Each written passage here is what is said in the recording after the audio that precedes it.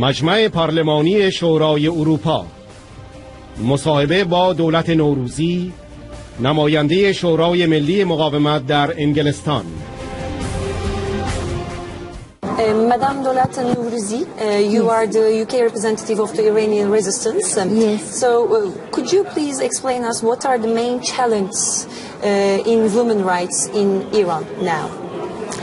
If I may explain, in addition to all general barriers that women are facing all over the world, in Iran the situation is much worse because what we are facing is a very brutal religious dictatorship that is ruling Iran and justifying repression, terror, particularly discrimination against women under the excuse and in the banner of Islamic religion.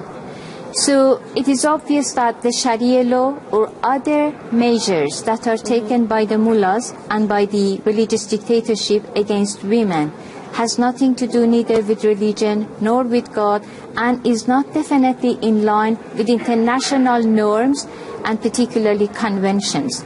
So what we are demanding is that human rights is exactly women's rights, and the situation of women in Iran needs to be supported in challenging Islamic fundamentalism, extremism, that the root of it is in Iran, and particularly our women have been prime victim of this very terrible phenomenon of Islamic fundamentalism and misuse of religion to justify repression and dictatorship.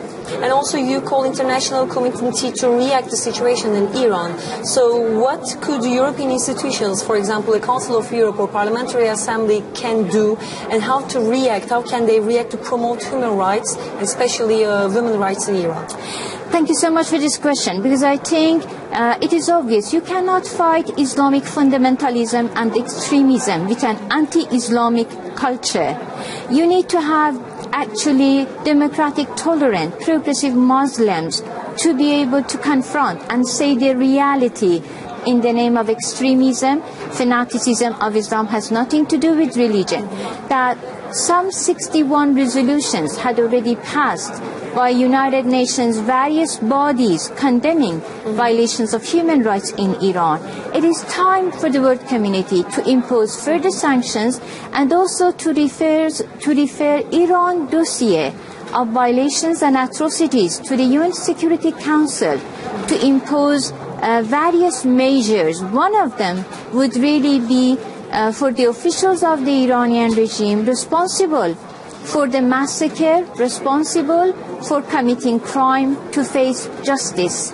So we think the international community, particularly Europe, can play a very important, effective role in pressuring the Iranian regime, facing the world community's norm, and also imposing sanction and political isolation. It would help our people to actually gain momentum against this regime for a change, for democracy and for human rights.